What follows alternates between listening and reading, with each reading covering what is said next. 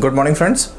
हम लोगों ने देखा होगा कि पौधों में पुष्प होता है, पत्तियां होती हैं, पुष्प के कई भाग होते हैं, जिसको मैंने लास्ट वीडियो में आपको बताया था। तो पुष्प के इन सभी भागों की मदद से पौधों में नए बीज का निर्माण कैसे होता है, आज का टॉपिक यही हम लेकर के आए हैं, जिसका नाम है परागण या बीज का निर्माण। दोस्तों, मैं जितेंद्र मिश्रा ब्रिलियंट विजन में आपका स्वागत करता हूं। अगर आपने मेरे वीडियोस को लाइक शेयर सब्सक्राइब कर लिया है तो आपका दिल से धन्यवाद। नहीं किया है प्लीज़ कर लीजिए, रिक्वेस्ट है, क्योंकि आपके लिए महत्वपूर्ण और उपयोगी वीडियोस मैं रेगुलर लेकर के आता रहता हूं। परागण क्रिया एक ऐसी क्रिया होती है जिसमें किसी भी पौधे के पुंकेसर से परागकण उसी पौधे के या किसी अन्य पौधे के मादा वर्तिकाग्र तक पहुंचता है और इस प्रकार परागण क्रिया होती है और परागण के पश्चात निषेचन क्रिया होती है और इस प्रकार से नया पौधा या नया बीज बनता है। अगर आपने पुष्प के भाग की स्टडी नहीं की है तो प्लीज़ इसके जस्ट पीछे वाला वीडियो ज़रूर देख लीजिएगा, जिसका नाम है रिप्रोडक्शन इन प्लांट्स या पौधों में जनन। तब आपको आज का वीडियो बहुत अच्छे से समझ में आएगा। तो अब डिस्कस करते हैं डीपली कि परागण क्रिया होती क्या है। तो परागण क्रिया को हम सीड फॉर्मेशन भी कहते हैं और पॉलिनेशन भी कहते हैं। तो किसी पुष्प का परागकण उसी पुष्प यानी उसी फूल या अन्य पुष्प के वर्तिकाग्र तक पहुंचने की क्रिया को हम परागण क्रिया इंग्लिश में पॉलिनेशन कहते हैं। अगर आपको याद ना हो तो आप इस पिक्चर को देखिए कि इस पिक्चर में मैंने गुड़हल के फूल को बनाने की कोशिश की है। गुड़हल के फूल में आपको ऐसा स्ट्रक्चर दिखता है और इसमें ब्रश जैसा ऐसे स्ट्रक्चर लगे होते हैं।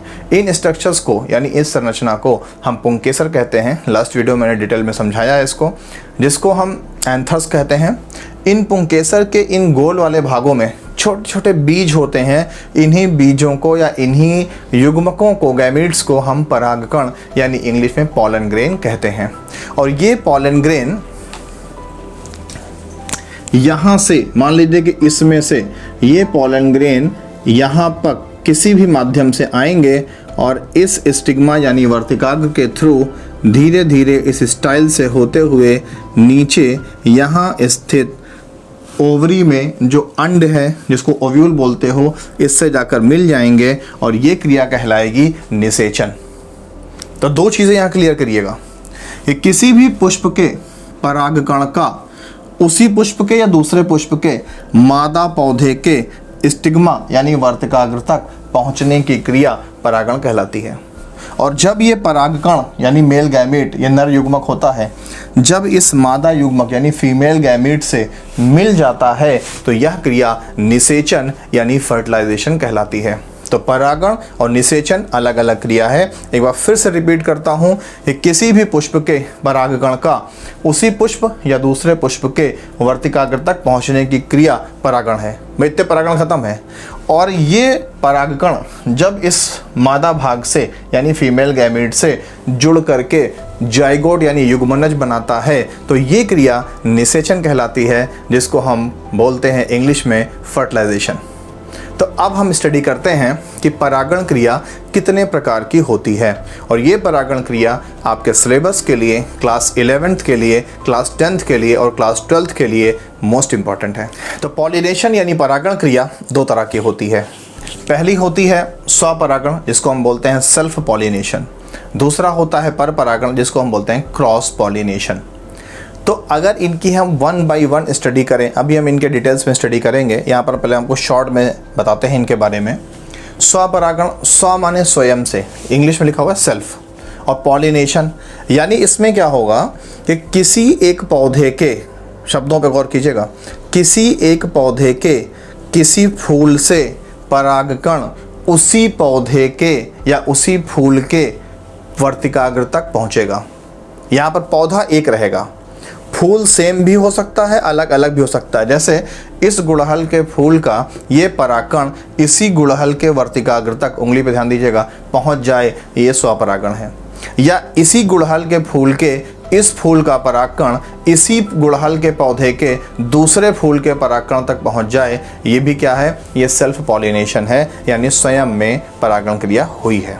अगर हम पर परागण की बात करें तो पर का मतलब होता है पराई। नाम से क्लियर है, क्रॉस, यानी किसी एक पौधे के फूल का परागकण किसी दूसरे पौधे के फूल के मादा वर्तिकाग्र तक यानी स्टिग्मा तक पहुंचने की क्रिया पर परागण है, यानी क्रॉस पॉलिनेशन है। अब हम डिटेल्स में स्टडी करते हैं कि सेल्फ पॉलिनेशन क्या है, इसके फायदे नुकसान क्या हैं। तो सेल्फ पॉलिनेशन यानी स्वपरागण में पुष्प के परागकोश से पराग कणों का उसी पुष्प, इस शब्द पे ध्यान दीजिएगा, उसी पुष्प या उसी पौधे के दूसरे पुष्प के स्टिग्मा तक पहुंचने की क्रिया को स्वपरागण कहते हैं। यानी कि इस क्रिया में जो परागण होगा वो एक ही पौधे के अंदर होगा, चाहे एक ही फूल में और चाहे उसी पौधे के दो फूलों के बीच में, पौधा एक रहेगा, इस बात को विशेष ध्यान दीजिएगा।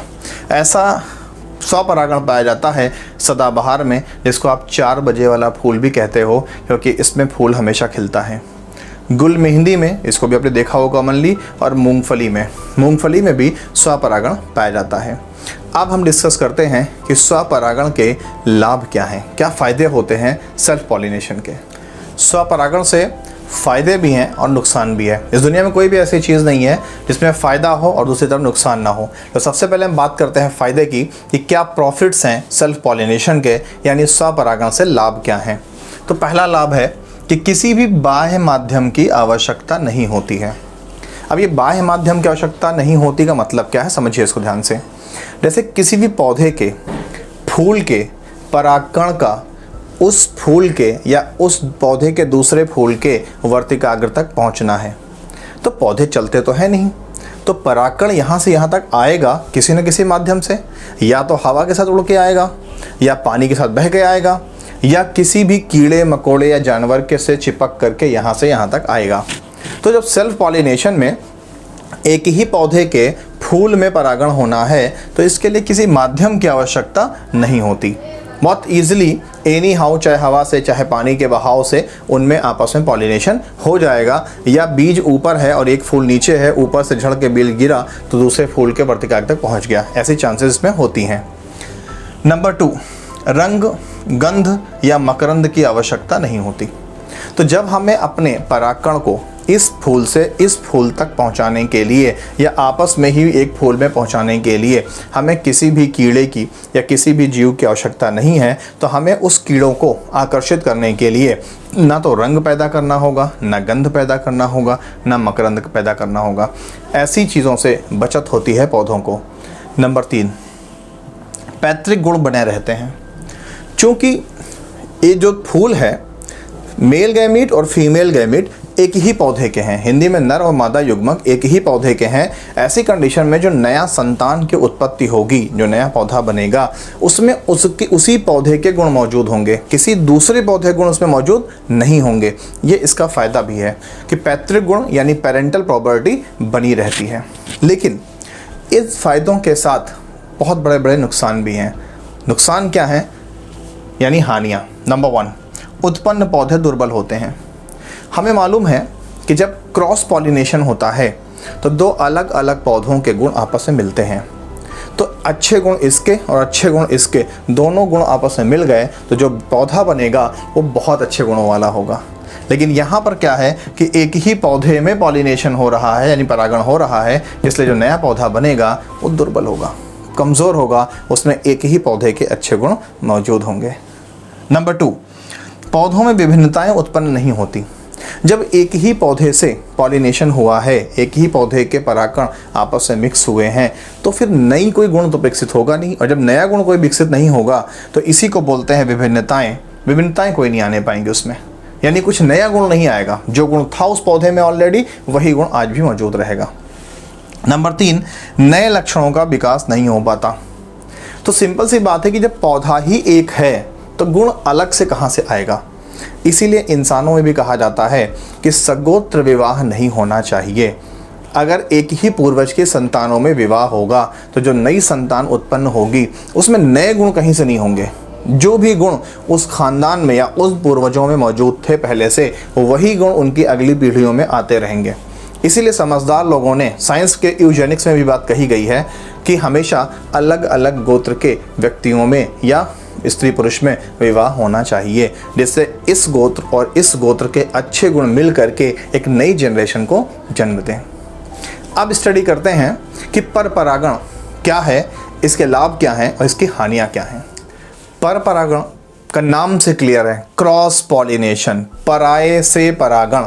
यानी इसमें होता क्या है कि जब एक पौधे के परागण उसी के जैसे दूसरे पौधे, देखिए यहाँ दो पौधे हैं, स्वपरागण में एक ही पौधा था, यहाँ दो पौधे हैं, इस पौधे का परागण और इस पौधे के वर्तिकाग्र तक पहुँचेंगे, यानी स्टिग्मा तक पहुँचेंगे, तो दूसरे पौधे के पुष्प के स्टिग्मा तक ले जाया जाता है या पहुँचते हैं, तो इसी क्रिया को हम परागण कहते हैं। जैसे सूर्यमुखी में, गेंदा में, गुलाब में, मक्का में, गेहूं में, सेमल में, धान में, इन सभी में पर परागण होता है, यानी कि इस पौधे के परागण दूसरे पौधे के परागण तक पहुंचते हैं।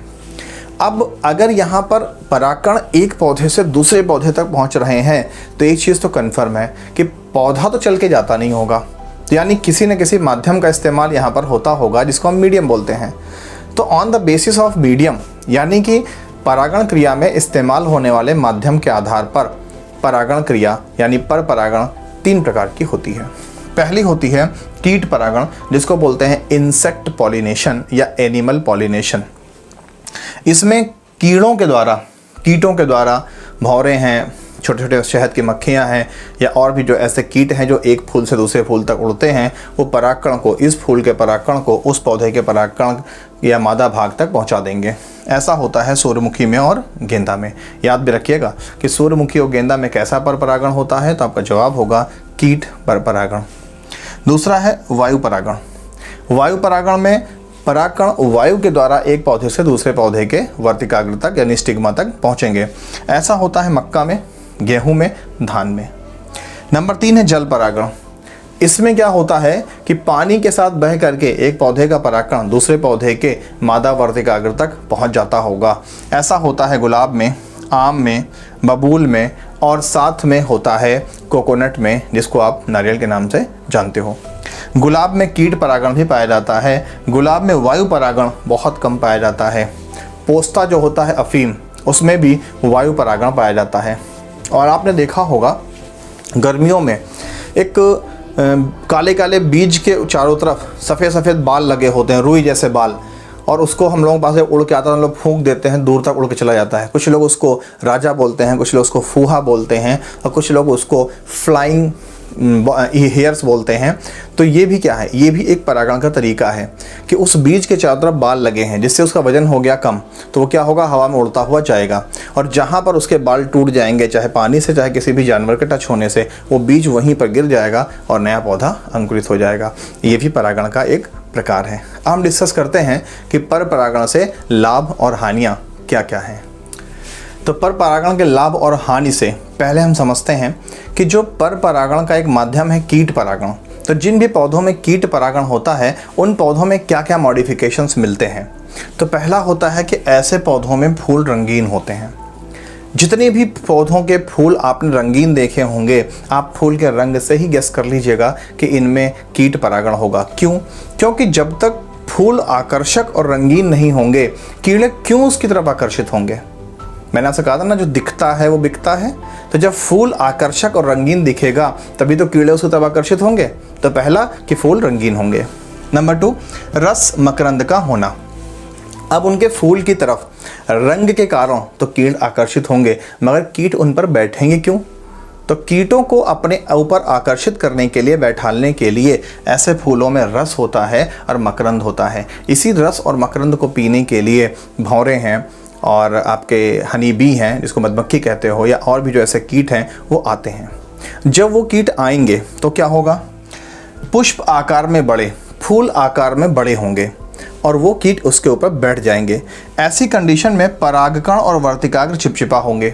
तो इन कीट परागित पौधों के जो परागकण होते हैं चिपचिपे होते हैं और जो वर्तिका होती है वो भी चिपचिपी होती है।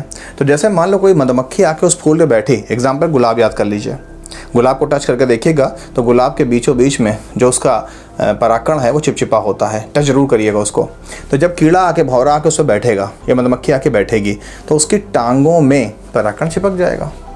अब ये मधुमक्खी या भंवरा इस फूल से दूसरे फूल पर जाकर बैठेगा, और जब उस फूल पर जाकर बैठेगा तो उस फूल का वर्तिकाग्र यानी स्टिग्मा कैसा है, चिपचिपा है। तो इसके टांगों में या इसके पंखों पे लगा हुआ परागकण उस स्टिग्मा पर चिपक जाएगा।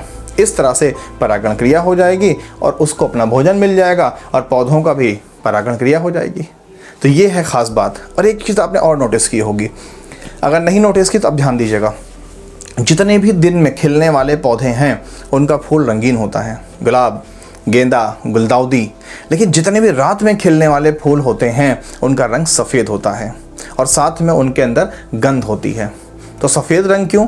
जिससे कि रात में भी परागण क्रिया होती रहे, क्योंकि कुछ ऐसे कीड़े हैं जो रात्रिचर होते हैं। तो रात में कौन सा रंग दिखाई पड़ेगा? सफ़ेद। नेचर ने सब कुछ बहुत सोच समझ के बनाया हुआ है। तो सफ़ेद रंग की ओर आकर्षित होकर के कीड़े आएंगे और ऐसे फूलों में गंध बहुत बेहतरीन होती है। जैसे बेला याद करिए, रात रानी याद करिए, इसमें बहुत अच्छी गंध होती है। तो कीड़े उस गंध की ओर आकर्षित होते आएंगे और परागण क्रिया करेंगे। अब स्टडी करते हैं कि वायु परागित पौधों में किस तरह का मॉडिफिकेशन होता है। तो वायु परागित पौधों में ये मॉडिफिकेशन यानी नवीकरण पाए जाते हैं। पहला, रोम युक्त वर्तिका व वर्तिकाग्र, यानी ऐसे पौधों का जो वर्तिका होता है जिसको हम स्टिग्मा बोलते हैं, और जो इनका वर्तिकाग्र होता है यानी स्टाइल और स्टिग्मा दोनों रोम युक्त होते हैं। उनमें हेयर्स बने होते हैं, रोएं जैसी संरचनाएं। क्यों? क्योंकि अगर हवा में उड़ करके कहीं से कोई परागकण आए तो इनके रों में आकर फंस जाए। तो ये ट्रैप करने के लिए परागकण को ऐसे पौधों में स्टाइल यानी वर्तिका और स्टिग्मा यानी वर्तिकाग्र दोनों रोम युक्त होते हैं। नंबर नेक्स्ट, पुष्प छोटे व समूह में होते हैं। भाई उड़ेगा कौन? जिसका वजन कम होगा, साथ में जो छोटे होंगे। तो इसलिए क्योंकि इनमें वायु से परागण होना है, इसलिए ऐसे पौधों के जो परागकण होते हैं और जो फूल होते हैं ये छोटे होते हैं, हल्के होते हैं और इनमें बाल लगे होते हैं, जिससे इनके वज़न का कम हो और ये हवा में उड़ सके। लेकिन याद रखिएगा कि हल्की चीज़ कम ग्रेविटी वाली होती है, तो अपना व्यक्तित्व तो हल्का मत बनाइएगा।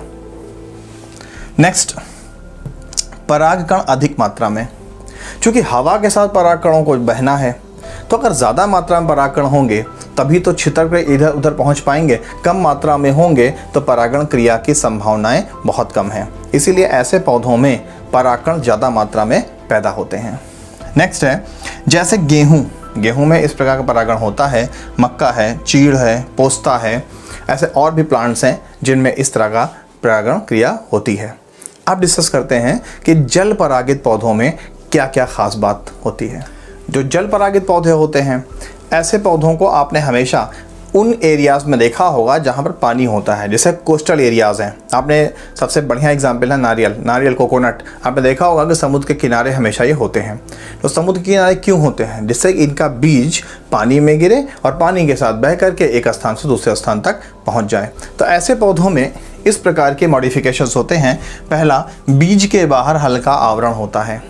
नारियल याद कर लीजिए आप कि नारियल का जो बीज होता है उसके बाहर आवरण होता है, जिससे उसका वज़न हल्का हो जाए और पानी में वो सुरक्षा के साथ तैर सके। नंबर 2, बीज कवचयुक्त होते हैं। क्योंकि पानी में चीज़ें सड़ जाती हैं, तो बीजों को सड़ने से बचाने के लिए ऐसे बीजों के ऊपर कवच होता है, और वो कवच यानी कटोरा उसको सुरक्षित रखता है, सड़ने नहीं देता है। बीज पर जटाएँ होती हैं। ये जटाएँ आपने नारियल में देखा होगा, ऐसे जटाएँ होती हैं। उन जटाओं को ही हम फाड़ने के बाद नारियल को खाते हैं। तो ये जटाएँ बीज को हल्का करती हैं, तैरने मदद करती हैं, साथ ही सड़ने से बचाती हैं और कवच को भी चोट पहुंचने से बचाती हैं। लास्ट एग्जाम्पल है नारियल। अब हम डिस्कस करते हैं कि इस पर परागण से लाभ क्या हैं और हानियाँ क्या हैं। तो पर परागण प्रक्रिया के जो लाभ नंबर 1 है वो है कि बीजों की उन्नत प्रजाति उत्पन्न होती है। यानी कि पर परागण क्रिया में 2 अलग अलग पौधों के बीच में क्रॉस होता है। ऐसी कंडीशन में जो नया पौधा बनेगा तो उसमें दोनों के अच्छे गुण मौजूद होंगे, यानी कि नई उन्नत प्रजाति हमें प्राप्त होगी। ऐसे पौधे हाई क्वालिटी के होते हैं। नंबर 2, बीज स्वस्थ होते हैं। चूँकि बीजों में 2 पौधों के अच्छे अच्छे गुण विद्यमान हैं, इसलिए स्वपरागण प्रक्रिया से उत्पन्न बीज की तुलना में पर परागण प्रक्रिया से उत्पन्न बीज स्वस्थ होगा और अच्छे गुणों से युक्त होगा। नंबर 6, बीज रोग प्रतिरोधक होते हैं। चूँकि गुण अच्छे हैं बीजों में, तो बीजों में रोगों से लड़ने की क्षमता अधिक है, इसलिए ऐसे पौधों के बीज पैदावार भी अधिक देते हैं और जल्दी ऐसे पौधों में रोग नहीं लग पाता, इसीलिए इसको बोलते हैं रोग प्रतिरोधक प्रजाति। नेक्स्ट, पौधों में नए लक्षण होते हैं।